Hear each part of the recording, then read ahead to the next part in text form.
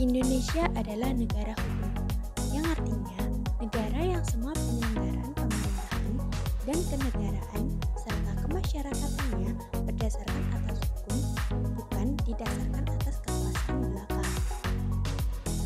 Hukum itu sendiri bertujuan untuk mengatur kehidupan dan ketertiban masyarakat guna mewujudkan masyarakat yang tertib, sehingga hukum harus dilaksanakan dan ditegakkan secara konsekuen.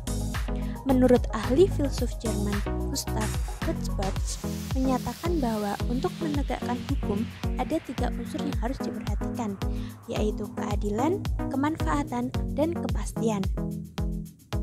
Beberapa lembaga aparat penegak hukum yang membantu menegakkan hukum yang ada di Indonesia. Yang pertama, kepolisian, kejaksaan, dan kehakiman. Penegakan hukum juga dilakukan oleh lembaga peradilan yang melaksanakan fungsi kehakiman dan dilakukan oleh sebuah Mahkamah Agung dan Mahkamah Konstitusi. Berkaitan dengan hal tersebut, maka kelompok kami mencoba mengangkat mengenai isu lingkungan, yaitu implementasi UU Minerba dan UU PPLH dalam perspektif penegakan hukum. Dalam kenyataannya, memang aktivitas pertambangan mineral dan batu bara memberikan berbagai manfaat, namun di sisi lain juga memberikan pengaruh buruk terhadap lingkungan. Berikut beberapa berita yaitu tentang potret kerusakan lingkungan akibat pertambangan mineral dan batu bara.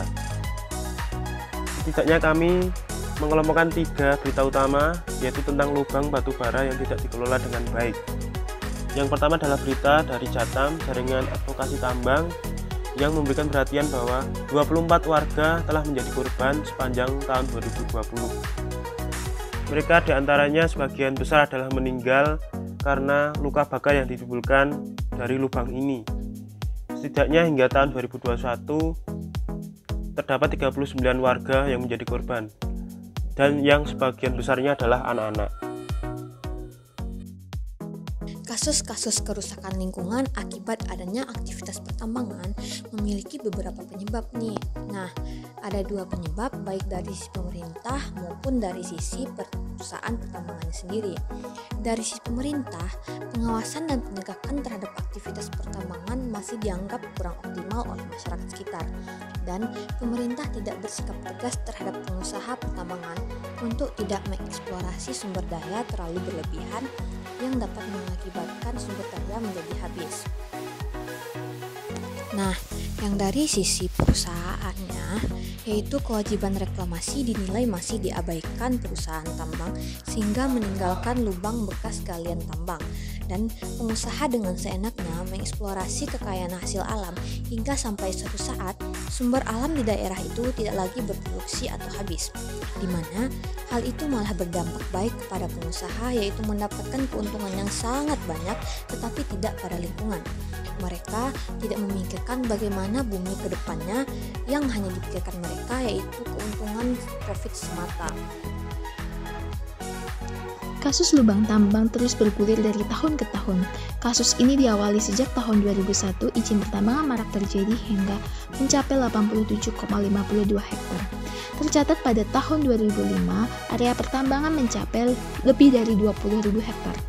Pemerintah mulai memberlakukan beberapa peraturan pertambangan, yakni pada Undang-Undang Nomor 4 Tahun 2009 tentang pertambangan batu bara, hingga tahun 2010 dikeluarkannya peraturan pemerintah tentang reklamasi dan pasca tambang, yakni peraturan pemerintah Nomor 78. Setelah sekian tahun, akhirnya Menteri Lingkungan Hidup pada tahun 2012 menerbitkan peraturan Menteri Nomor 4 tentang indikator ramah lingkungan untuk usaha dan atau kegiatan pertambangan batu bara terbuka, yang mana dalam peraturan tersebut disebutkan kegiatan pertambangan batu bara terbuka harus memiliki jarak minimal 500 meter dari pemukiman penduduk. Hingga tahun 2016, Kementerian Lingkungan Hidup dan Kehutanan menyegel bekas lubang tambang beberapa perusahaan di mana tempat tersebut telah menambahkan korban jiwa. Pada akhirnya, di pertengahan Juni 2016, dibentuklah Panitia Khusus Reklamasi dan Investigasi Korban Bekas Lubang Tambang di Kalimantan Timur. Perkembangan kasus lahan bekas tambang di Indonesia tidak berhenti sampai di situ saja. Seperti yang disampaikan Direktur Eksekutif Wahana Lingkungan Hidup Indonesia atau sering disebut WALHI, yaitu Nur Hidayati, pada tanggal 12 Januari 2021 silam, bahwa dilihat dari data Kementerian SDM terdapat sekitar 8 juta hektar lahan bekas tambang yang belum direklamasi sampai 2018. Menurut catatan Jatam sendiri, sebanyak 44% daratan di Indonesia sudah di-coupling untuk konsesi pertambangan minerba. Dengan begitu, risiko masalah klase industri pertambangan bisa kembali terulang dalam jumlah yang besar, mulai dari pencemaran akibat limbah, pengundulan hutan, penggusuran terhadap masyarakat lokal, hingga kemunculan lubang-lubang tambang tak terurus yang akhirnya dapat menewaskan warga. Selanjutnya kita akan beralih ke persoalan kedua, yaitu terus berjatuhannya korban di lubang bekas galian tambang di salah satu provinsi penghasil batu bara terbesar di Indonesia, yaitu Kalimantan Timur. Tiap tahunnya, korban meninggal akibat kolam bekas galian tambang terus meningkat. Hal ini dikarenakan tidak dilaksanakannya reklamasi sehingga meninggalkan lubang terbuka. Pada 2019 silam, terdapat korban ke-33 di kolam bekas galian tambang milik PT Mandala Usaha Tambang Utama atau yang biasa disingkat PT Mutu yang meninggalkan 4 kolam bekas galian tambang di Desa Bunga, Kutai Kartanegara, Kalimantan Timur. Ironisnya, PT Mutu tetap mengantongi izin usaha pertambangan untuk melakukan eksplorasi di tempat lain tanpa menunaikan kewajibannya untuk reklamasi. Jika mengacu pada Undang-Undang Minerba Nomor 3 Tahun 2020, PT Mutu telah melanggar beberapa pasal sekaligus. Di antaranya adalah pasal 96 huruf B yang menyebutkan bahwa pemegang izin usaha pertambangan atau izin usaha pertambangan khusus wajib melaksanakan reklamasi. PT Mutu juga melanggar pasal 99 ayat 3 tentang pengelolaan lubang bekas galian tambang sesuai ketentuan perundang-undangan. PT Mutu juga melanggar pasal 100 ayat 1 yang menyebutkan bahwa pemegang izin usaha pertambangan atau izin usaha pertambangan khusus wajib menyediakan dan menempatkan dana jaminan reklamasi dan atau dana jaminan pasca tambang. Faktanya, PT Mutu baru menyerahkan 10% dari total jaminan reklamasi yang telah ditetapkan. Jika mengacu pada Peraturan Menteri ESDM Nomor 7 Tahun 2014, PT Mutu juga melanggar beberapa pasal, yaitu Pasal 38 Ayat 3 yang menyebutkan bahwa penempatan jaminan reklamasi dilakukan paling lambat 30 hari kalender dengan jadwal yang ditetapkan dalam Persetujuan Rencana Pasca Tambang. Pada kenyataannya, PT Mutu telah melakukan eksplorasi sejak 2008 hingga 2014 dan saat jatuhnya korban di 2019, jaminan reklamasi belum ditempatkan sepenuhnya. Kemudian PT Mutu juga melanggar pasal 38 ayat 4 yang menyebutkan bahwa jaminan wajib terkumpul seluruhnya 2 tahun sebelum memasuki pelaksanaan pasca tambang. Terus bertambahnya korban bekas lubang galian tambang memungkinkan adanya fenomena gunung es, di mana data korban yang dilaporkan jauh lebih sedikit dari data sebenarnya. Terutama jika mengacu pada banyaknya tambang ilegal yang ada di Kalimantan Timur. Setidaknya per 2019 terdapat 1.404 tambang yang memiliki izin usaha pertambangan, dan sangat dimungkinkan adanya korban yang tidak dilaporkan. Selain itu, per 2017 disebutkan bahwa hanya 413 dari 679 pemegang izin usaha pertambangan yang menyerahkan jaminan reklamasi. Fakta ini semakin menguatkan bahwa adanya persoalan penegakan hukum, terutama di sektor lingkungan yang menyangkut dengan pertambangan itu sendiri. Dalam konteks penegakan hukum, Indonesia memiliki 3 peraturan perundang-undangan yang mengatur mengenai pengelolaan dan perlindungan lingkungan dalam aktivitas pertambangan. Pertama, Undang-Undang Nomor 4 Tahun 2009 tentang Pertambangan Mineral dan Batu Bara. Kedua, Undang-Undang Nomor 32 Tahun 2009 tentang Perlindungan dan Pengelolaan Lingkungan Hidup. Ketiga, Undang-Undang Nomor 3 Tahun 2020 tentang perubahan atas Undang-Undang Nomor 4 Tahun 2009 tentang Pertambangan Mineral dan Batu Bara. Dalam peraturan perundang-undangan tersebut, terdapat 2 jenis penegakan hukum. Pertama, sanksi administratif yang bertujuan agar tindakan yang melanggar hukum dapat berhenti dan kembali pada keadaan semula. Dalam hal ini, sanksi administratif memiliki fungsi instrumental atau pengendali perbuatan terlarang. Kedua, sanksi pidana yang bertujuan agar memberikan efek jera atau deterrent effect bagi pelanggar hukum. Sanksi administratif menurut pasal 151 ayat 2 UU nomor 4 tahun 2009 tentang pertambangan mineral dan batu bara terdiri dari 3 sanksi. Pertama, peringatan tertulis. Kedua, penghentian sementara sebagian atau seluruh kegiatan eksplorasi atau operasi produksi. Dan ketiga, pencabutan izin usaha pertambangan atau IUP, izin pertambangan rakyat atau IPR, dan atau izin usaha pertambangan khusus atau IUPK.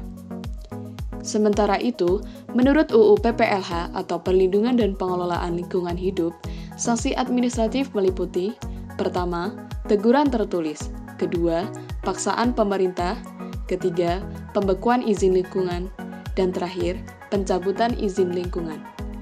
Dalam UU PPLH ini ditegaskan bahwa Menteri, Gubernur, atau Bupati, atau Wali Kota menerapkan sanksi administratif kepada penanggung jawab usaha dan atau kegiatan jika dalam pengawasan ditemukan pelanggaran terhadap izin lingkungan.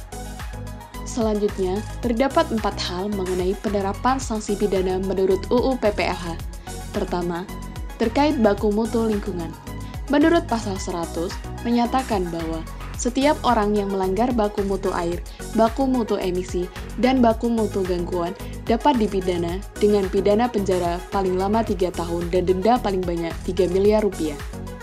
Pengenaan tindak pidana ini dapat dikenakan apabila sanksi administratif yang telah dijatuhkan tidak dipatuhi atau pelanggaran yang dilakukan telah lebih dari 1 kali. Kedua, terkait limbah B3 atau bahan baku berbahaya. Menurut pasal 103, menyatakan bahwa setiap orang yang menghasilkan limbah B3 dan tidak melakukan pengelolaan sebagaimana dimaksud dalam pasal 59 dapat dipidana dengan pidana penjara paling singkat 1 tahun dan paling lama 3 tahun dan denda paling sedikit 1 miliar rupiah dan paling banyak 3 miliar rupiah. Ketiga, terkait izin lingkungan. Menurut pasal 109 menyatakan bahwa setiap orang yang melakukan usaha dan atau kegiatan tanpa memiliki izin lingkungan sebagaimana dimaksud dalam pasal 36 ayat 1 dapat dipidana dengan pidana penjara paling singkat 1 tahun dan paling lama 3 tahun dan denda paling sedikit 1 miliar rupiah dan paling banyak 3 miliar rupiah. Terakhir, terkait pidana tambahan atau tata tertib. Menurut pasal 119, pidana tambahan atau tata tertib ini berupa: pertama, perampasan keuntungan yang diperoleh dari tindak pidana; kedua, penutupan seluruh atau sebagian tempat usaha dan atau kegiatan; ketiga, perbaikan akibat tindak pidana; keempat, kewajiban mengerjakan apa yang dilalaikan tanpa hak; dan terakhir, penempatan perusahaan di bawah pengampuan paling lama 3 tahun. Untuk mengatasi permasalahan ini, terdapat beberapa solusi yang dapat dilakukan. Yang pertama, mewujudkan urgensi penegakan hukum, khususnya pada pengelolaan lingkungan atau pertambangan. Yang kedua, perlunya pengawasan ketat terhadap perusahaan-perusahaan tambang yang ada. Hal ini dapat dilakukan dengan sidak ataupun metode pengawasan lainnya. Yang ketiga, memberikan perlindungan bagi ahli lingkungan maupun masyarakat pelapor. Dan yang keempat, membangun sistem penegakan hukum yang sehat, terutama dalam menindak pelanggar hukum agar dapat memberikan efek yang jera.